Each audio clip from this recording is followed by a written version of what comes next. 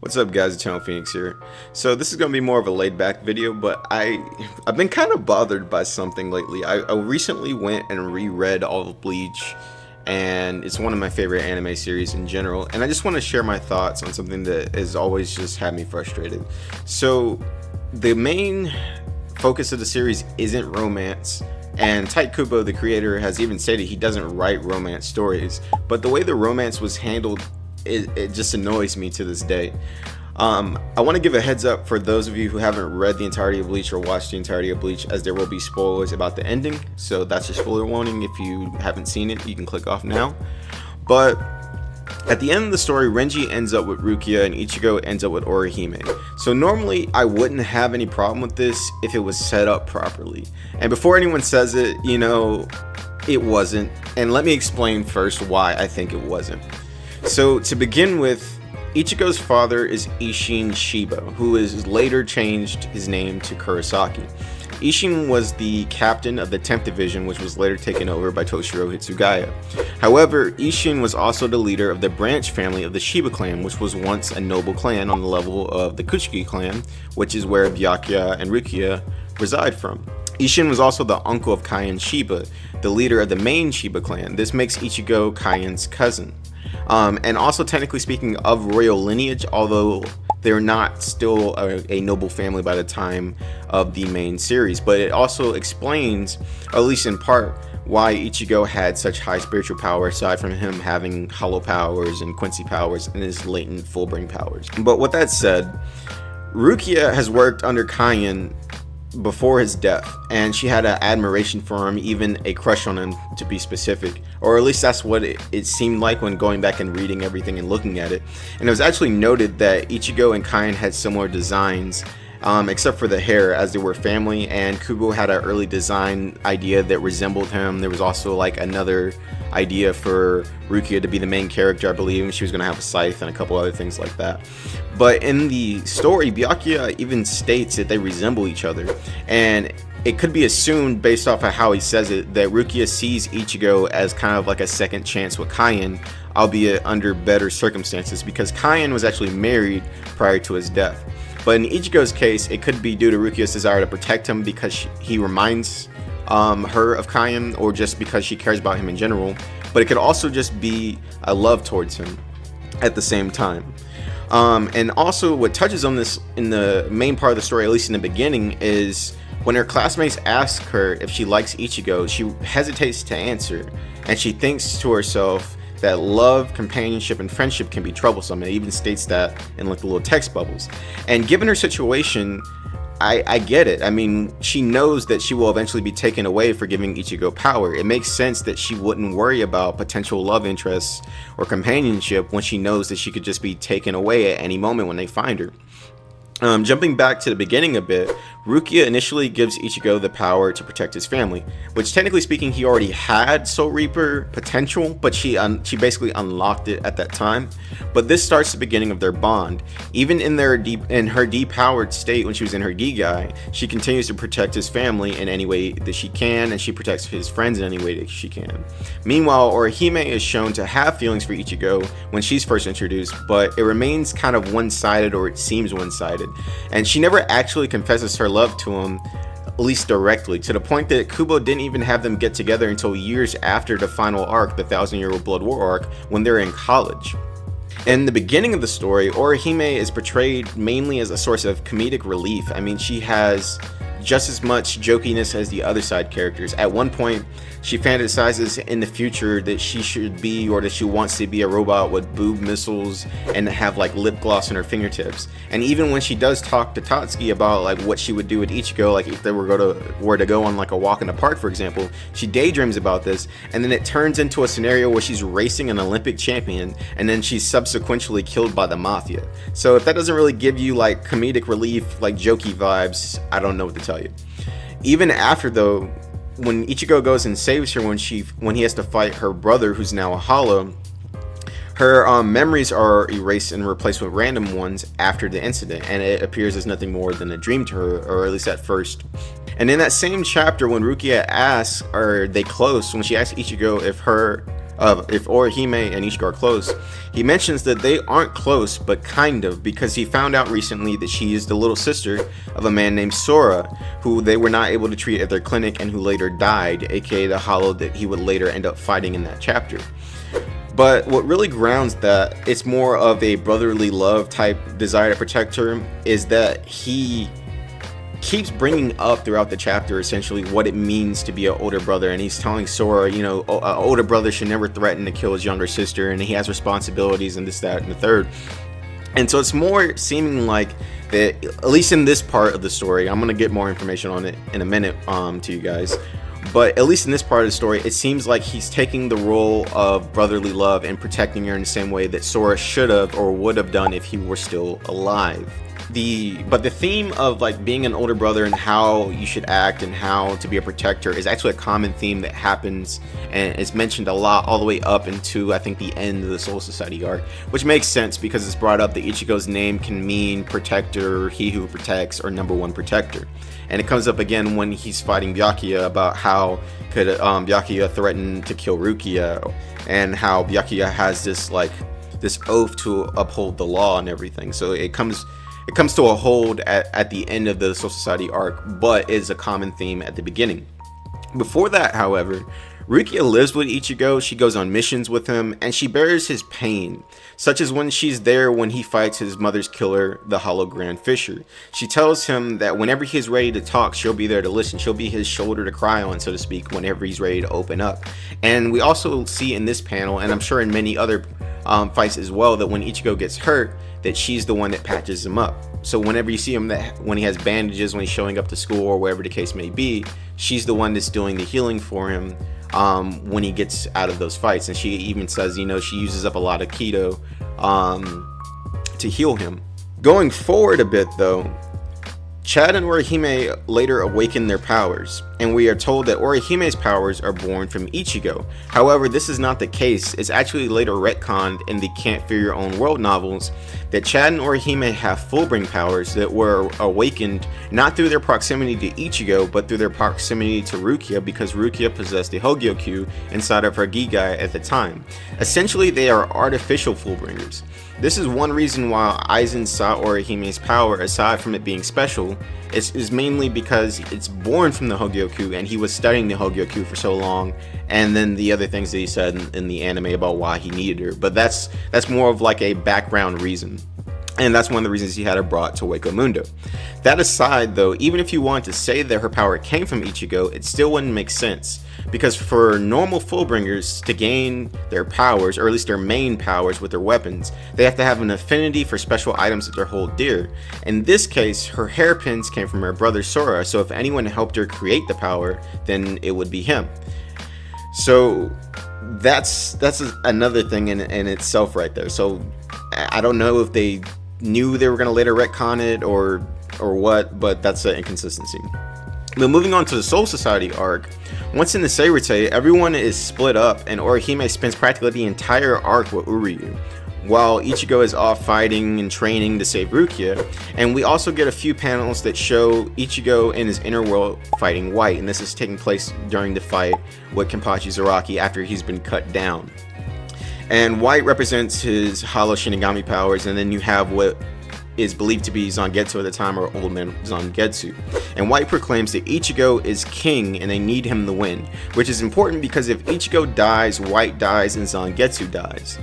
But also what is believed to be Zangetsu at that time explains that when Ichigo is sad or going through hard times, it rains in his inner world, and he doesn't think Ichigo will ever understand how terrifying it is to be rained on in such a lonely world. But this will be important for later. Moving on, what's really interesting is how Rukia perks up, at least in the manga panels. I don't know if they portray it as well in the anime, but how she perks up whenever Ichigo is mentioned. For example, when Renji tells her that they spotted a person in the Soul Society resembling him while she's waiting to be executed, she just makes this face. It's just like, oh my gosh, it's Ichigo. And then beyond that, when Ichigo finally sees her for the first time on the bridge, the look she gives him pretty much says it all. She's crying because she doesn't want him hurt, but she's happy to see him at the same time.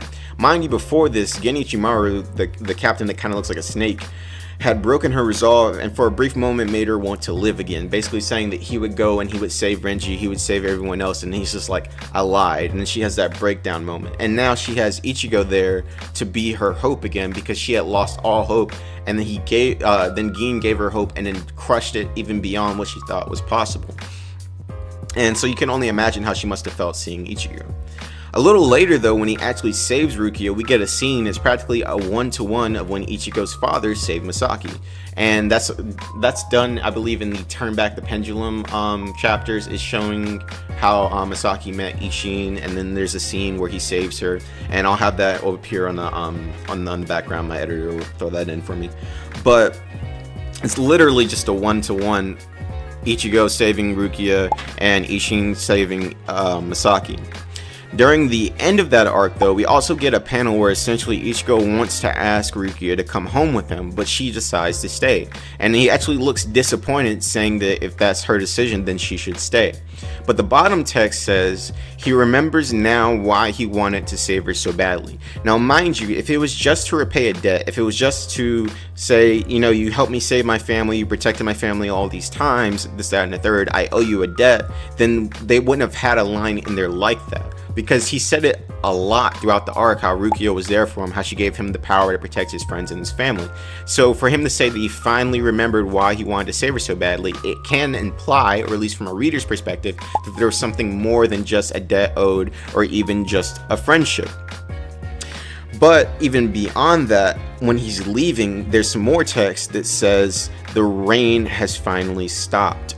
And it is shown on many occasions that Rukia is the only person to make his internal rain and sadness go away. She's the only person who can ever cheer up Ichigo, and that's shown on so many different occasions.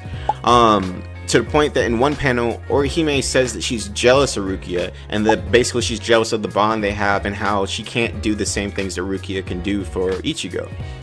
As we get later into the series, skipping over to filler arcs, because even though there are evidence in those, they are anime specific, and I want to have this as base as possible. Prior to the Hueco Mundo arc, we get a scene where Rukia moves back into Ichigo's house, where she tells Ishin and his daughters a sob story about how she has nowhere to go, and Ishin tells the poster of his wife Misaki that he has acquired a third daughter, or that he has a new daughter, to which Ichigo says it's far too early for that. Now that might be just a translation error, but that kind of implies that he had hoped or intended for something to go further than just a friendship. But that's just based off that one panel. You gotta think that Ichigo has brought Tatsuki over, he's brought Orihime over to their house before, and even later in the series, and Ishin has never called her, either one of them, a third, fourth, or even fifth daughter, but he calls Rukia his third daughter. And what's interesting about this beyond that is at that point in time, Ichigo does not know that his father is a Soul Reaper, and Rukia doesn't know that he's a Soul Reaper, or that he is as knowledgeable as he actually is. So he has no reason to say that other than just genuinely thinking of her as a daughter, and he's always talking about like the type of man that Ichigo is becoming, essentially. So that also kind of implies that there could have been if it was written a bit better in that context anyway, a line for them to have gotten married and had kids, etc. But in the following chapters, the Arrancars show up, and later Orihime gets kidnapped, and we get a scene which most like Orihime Ichigo shippers use to basically define, you know, it was very built up. Look at this, you know, this is one of the ways that it was built up, that she was in love with him and everything. And she basically goes into Ichigo's room and she tells him, you know, she loves him, and she tries to kiss him, but she doesn't. And then she says that, you know, if she had many other lives, she could do many other things and do many other jobs. And even in all those multiple different lives, she would have still fallen in love with him. Now, this is fine and dandy, except for the fact that before she does this, she's given a device that nullifies her presence completely by Ulquiorra, which means that no one can see, hear, smell, sense her, period. So essentially, even though we, the viewer/reader, know this, and know that she's confessing in a way to Ichigo, Ichigo himself is still oblivious to everything. He's asleep the entire time that this scene is going on in the anime and that the panel is taking place. And so he really has no idea that any of this is going on. Now, when we finally get to the Hueco Mundo arc, after Chad, Ichigo, and Uryu arrive to save Orihime, it's stated that during a battle with Okiura, that even Ichigo wasn't sure if she had actually betrayed them or not. And Okiura just basically goes, so you don't even know if she's betrayed you, and yet you still come to try and save her. And it doesn't really make sense, but at the same time, that is Ichigo's friend, that's their friend. They're not just going to leave her behind, so to speak, or at least they want to get an answer as to why she went to Hueco Mundo. But also, prior to that, Ichigo gets told that Rukia is dead because she had lost her fight with Arinero, the 9th Espada, who looks like Kai and Shiba. And he looks like Kai and Shiba due to the fact that he's actually the hollow that killed him many years ago, when Rukia was still kind of, I won't say fresh, but still getting her footing in the whole Soul Reaper business.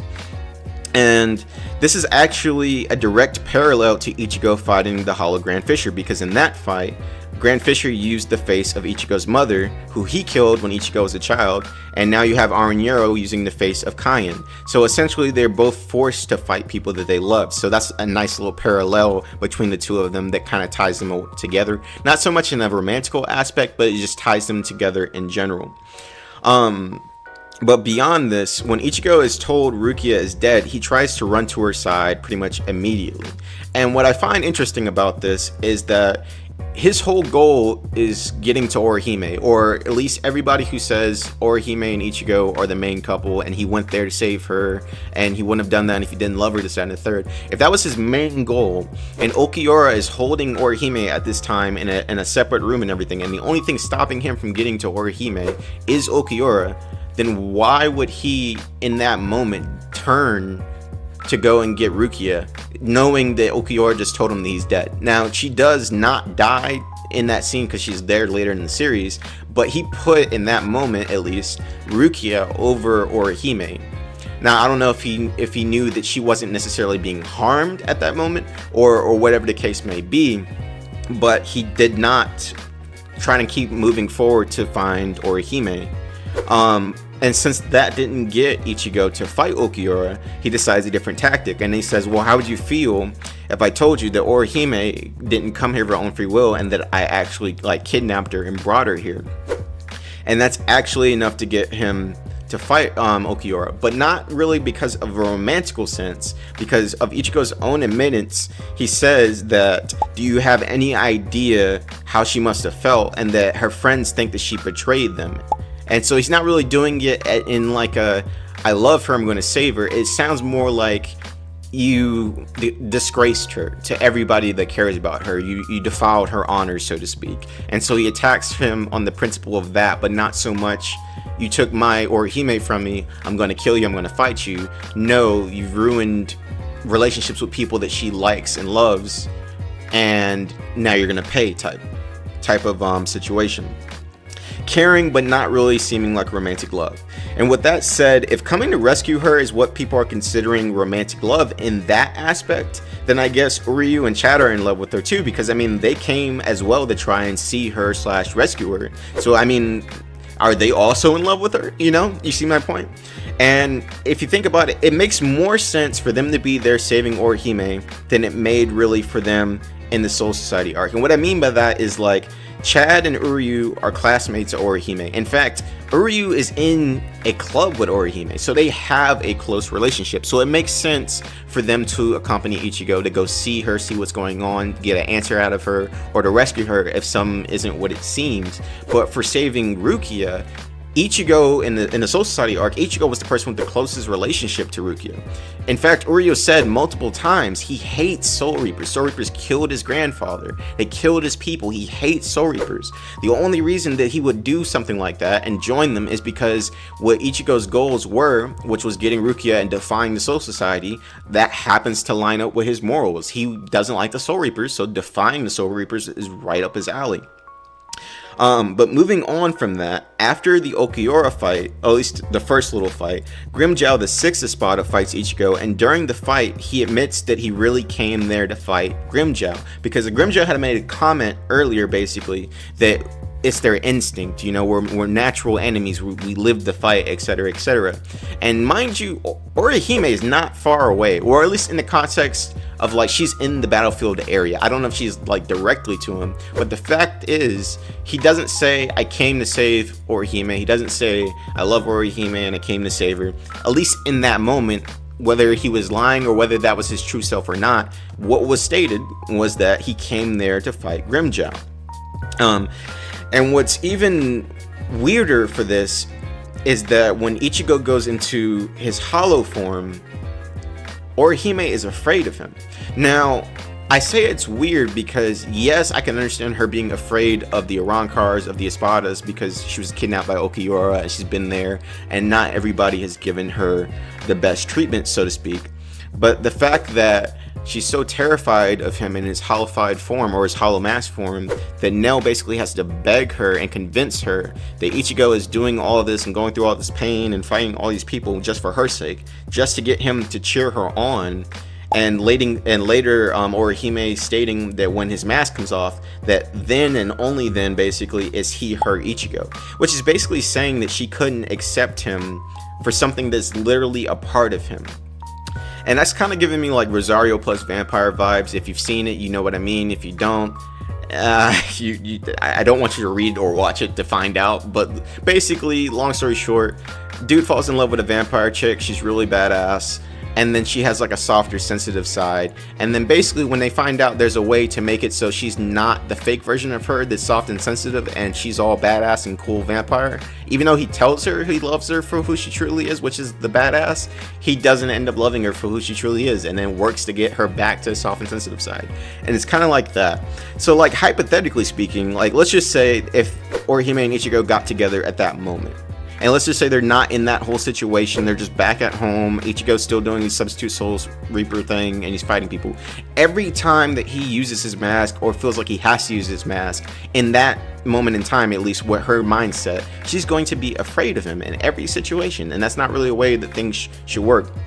But Rukia has never, in any of his forms, ever been afraid of Rukia, because she's always known who he truly is, or in some panels, her saying she always knows the man that he is in her heart, and what he is to her, and how that will never change in terms of how she views him as a man and his morals, and that he'll protect anybody who's in harm's way and things of that nature.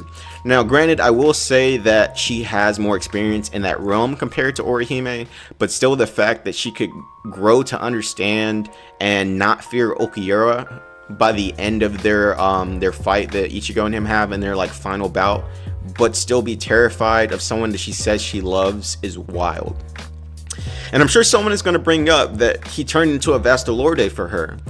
And he did, but did he though? So like I went back and I'm looking at the chapter, and you know how I said earlier when he was fighting Kenpachi and he was cut down, and he ends up going in this inner world with White, and White tells Zangetsu that he's the king and that basically he needs to win, because if he dies, Zangetsu and White die. And you see this in the fight versus Byakuya, where White takes over at the end of their fight for a brief moment, controls Ichigo's body, and lands some major damage on Ichigo. But Ichigo has no control over it until he kind of like overpowers him, because White is too weak at that point to really do too much about it. So we see a panel that's basically just like, I must protect Orihime, I must protect her, but he's already down and out for the count. And then at this point, when Ichigo's at his weakest, and also probably in an act of self-preservation, that White takes over and Ichigo turns into a Vastalorde. And you could say it's a desire to protect her out of love. You could. I will give you that argument. It could be he loves her, so he wants to protect her. But at that same time, and in that same instance, in that same scene even, when Ichigo drops dead after his fight with Okiura and gets the hole blasted through him, Uryu is there. Uryu is protecting Orihime, or trying to protect Orihime, which is not really out of a romantical love, at least from that connotation, to the point where he loses an arm. They don't show that in the anime, but in the manga, he literally gets his arm cut off. So I think in general, it's just more of a desire to protect his friends, and the desire to protect ones close to him, which Ichigo has always shown to protect the spirits before he became a Soul Reaper, like the little girl that got her altar knocked over, or how Nell protects him in a later fight because Noitora is beating him around and she transforms into her old form to protect him. Protection and him being and his name being Protector, it comes into play a lot. So I don't think it necessarily means that he loves her specifically, and I personally don't think that there's enough build up in terms of how much time they've spent together and how many things they've done together comparatively to Rukia to say that that moment itself was love. And another note of that is he even states that he was unconscious the entire time, because if Ichigo was in control, which don't get me wrong, don't get me wrong, there are a lot of anime characters that go berserk and have rage moments, and some of them can control it, some of them can't to a certain extent. It usually is what it is. But if he was in control and protecting her out of love and everything, he wouldn't have stabbed Uryu through the stomach with his Zanpakuto, with Zangetsu. And then after he gets up and everything, again, he says that he was unconscious that whole time, and he even tells Ukiura, you know, did I cut off your arm and leg? Then you should cut off my arm and leg, because I don't believe in losing, and the person losing a fight that way when I'm not in control, so to speak. And then the thing that really gets me, and it gets a lot of people who shipped Ichigo and Rukia, is the parting scene. After everything's said and done, Ichigo fought Aizen and he's losing his powers. There's this scene where they're saying goodbye to each other, and Rukia just gives him this look of longing. And if that's platonic, just tell me, how many of your friends do you look at like that you have no interest in at all? The anime part is even worse, honestly, because the music just makes it worse, because there's no music to a manga, obviously. But if you watch the anime version and read the manga, they give the same look, so it's not like they change too much other than adding the little dramatic music. But she gives the same look where she has her head down and then like tilts it up suddenly just as she's fading away, essentially. And it's just got like this sparkle in her face, a sparkle in her eyes, and it's like she doesn't want to say goodbye to him. And obviously she doesn't, because I mean, it's not his fault that he's losing his powers, but he had to do what he had to do to save everyone. And once Ichigo loses his powers, he basically gets put on the back burner for a little bit until he gets his Fullbringer powers. And during which time, Orihime goes on missions and she hangs out with Uryu more. And until he gets his Fullbring powers at the end of the Fullbring arc, he doesn't feel useful, and no one really involves him in anything, because I think at that point, if I remember correctly, they saw him more not really as a liability, but they didn't really want to make him feel worse by him knowing that he couldn't do anything until he later got his powers. But beyond that, at the end, well, yeah, I guess you could say the end. At the end of the Fullbring arc, where everybody, to include Orihime, has had their their memories changed, and everybody thinks that Ichigo's gone crazy, all his friends and family have betrayed him, and he's sitting there and he's in the rain, he's on his knees, he's crying, he's at the end of his rope, giving up all hope. Who's there? Rukia. Rukia pulls up with the Soul Society with the sword, gives him his powers back, and if you want to talk about symbolicness of this, literally, she shows up when he's at his lowest, right? Puts the sword through him, gives him his powers back, and not only does the rain stop, which again alludes to the fact that she's the only one that can quiet his inner rain and make him happy and cheer him up and everything. In a physical aspect, the physical rain in real life stopped, like literally moments after he got his power back and saw that it was her and everything. On top of the fact that once he got his power back, and just talking to him for a short moment got him to the point where he was just ready to go and get back into the fight. So I think that that's a really cool aspect in terms of their bond, their closeness, and how they bounce off of each other. Then we have finally the 1,000-Year Blood War arc, where any type of possible romance moments kind of take a back seat. However, Ichigo does get trained and does fight alongside Rukia in this arc a bit. And in the anime in this arc, they actually have Byakuya get his life saved by Ichigo, which actually just opens up so many doors in terms of like owing people favors and just like, oh, you saved my life, Ichigo, you know, I'd let you marry my sister, you know, type thing. But instead of doing that, at the end, they basically pull a Deus Ex Machina and say that Orihime can basically reverse time and fix realities, which was never shown prior. as an ability that she has anyway. Because if you remember, for those of you who had read this far, and well, they haven't animated that part yet, but for those of you who haven't read this far, Yuha had a power, and he basically destroyed Ichigo's sword in every known reality ever. And then all of a sudden Tsukishima comes out, stabs her with the Book of the End, and he's just like, your sword was never broken, so you can now fix it. And that somehow won the day. And then on top of that, the other just kind of like ass pull to me is that Renji tells Ichigo during this arc that he and Rukia didn't talk for like 90 years. So you gotta think about this. Rukia met Renji when she was a kid, when she was abandoned in the Rukon district. Then they went to the Soul Society Academy and everything, and she joined the Kuchiki family, and he just basically ignored her for such a long time. Then after so many years, she goes through the death with Kaien. A couple more years go by, she's in the human world, she's staying with Ichigo for however many I'm just gonna say months that is. Soul Society arc happened, she's getting executed. And I'm not going to say he's complacent, because Renji did say, you know, in the other scenes and everything, when he wasn't in front of Rukia, that, you know, there's got to be a way around this type stuff.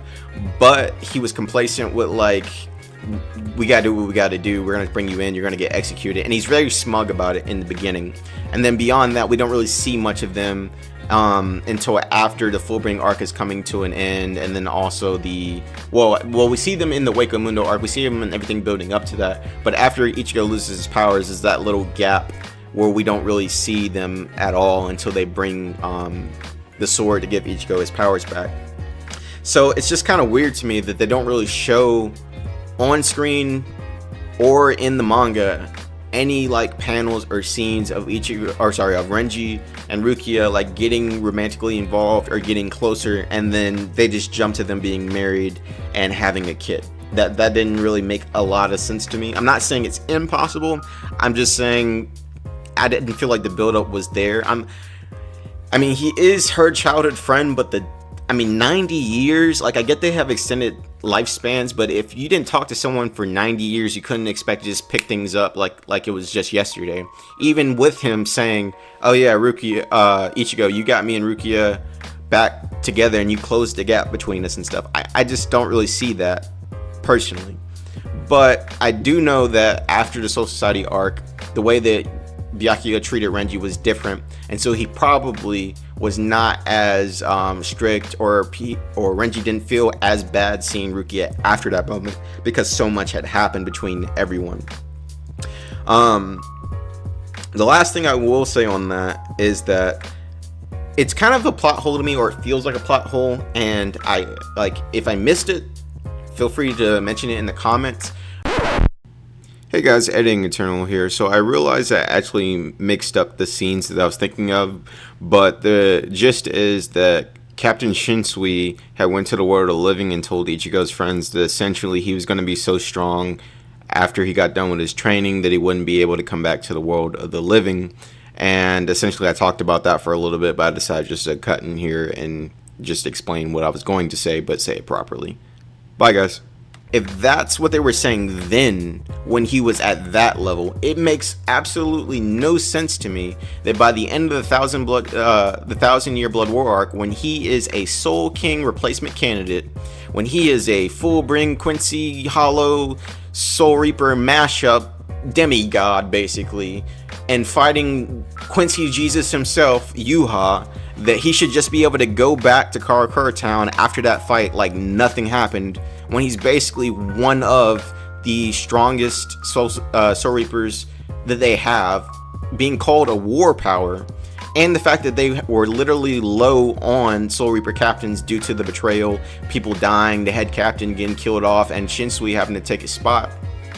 So realistically, they could have given Ichigo a captain spot, and then he could have married Rukia, and then they could have had a kid, and everything else could have played out as normal, to be completely honest. Uryu could have still been a doctor, and if anything, Orihime could have been with Uryu. You're telling me she wouldn't have gotten along well with Uryu, a guy who she already had good relations with, that she spent a lot of time with, that is a doctor and she has healing techniques and everything, or I guess in her case can reverse time and everything else. I mean, they would be amazing as a doctor duo. And then Chad would still been a boxer, and everything else would have happened as normal. But some people, I guess, would say, well, what about, Ishin and Ichigo's sisters, and what about his real body? Well, Ichigo, when he's in Soul Reaper form, he's a soul, so he ages like a Soul Reaper. And Kon has always wanted to have like a real life, and they basically like shit on Kon half of the series. But when he's first introduced, the reason they keep him in general is because he's such a gentle soul, and then he's later just kind of turned into a pervert mascot. But it would give him a chance to like live a life out in Ichigo's body, kind of like a Gigai. And if you really think about it, Ishin Kurosaki, Ichigo's father, doesn't have a physical body. On Earth, he lives in a Gigai, his real body being that of a Soul Reaper. And then his sisters already have spiritual power, and by the end of the series, Ichigo's younger sister, or not his youngest sister, but his younger sister Karin, is already going out on missions and taking care of hollows and things of that nature. So I mean, it's in the family business to begin with. But hypothetically speaking, even if Ichigo just stayed in the human world, at some point he would either die of old age, or let's just say some super duper bad guy takes him out. Don't really see it happening, but let's just say it happens. He has to get sent to the Soul Society because he didn't commit any atrocities in life to go to hell. And I don't think he can just go to Wakamundo just because he's part like hollow, or I guess he's technically a perfect hollow human Soul Reaper Quincy hybrid thing. So he would end up going to the Soul Society, and he'd probably end up becoming a Soul Reaper anyway, or a captain there anyway, just for being that strong. Like, you think they would really be like, oh yeah, Ichigo, you saved the Soul Society and the universe and this, that, and the third, but when you get here, man, we're gonna make you go through school as just a regular Shinigami. Like, if they didn't even at least make him a lieutenant for just showing up first day, I would be surprised. But that's all I had to say about this. If you guys have anything you would like to say in the comments, feel free to. This is just to open up a conversation about it. This is based off of what I watched, what I read. I did a lot of extra digging, a lot of extra research, and pulled a lot of manga panels for this. So everything that I have, everything that I've been talking about, aside from when I say like hypothetical stuff, is literally there in black and white for you to take a look at. If you think differently, talk about it in the comments. I mean, I love engaging with people and just talking about anime. I hope you guys enjoyed this video. I'm going to try and do more content and get more stuff out to you. I definitely want to do more Bleach videos, but I'm going to do more anime-esque stuff in general, meaning more like anime recommendation lists and manga chapter reviews, and then the anime explained series. I have some stuff in the works for that. But with that out of the way, I hope you guys enjoyed the video. If so, leave a like and a comment, and Eternal Phoenix signing out. Have a nice day.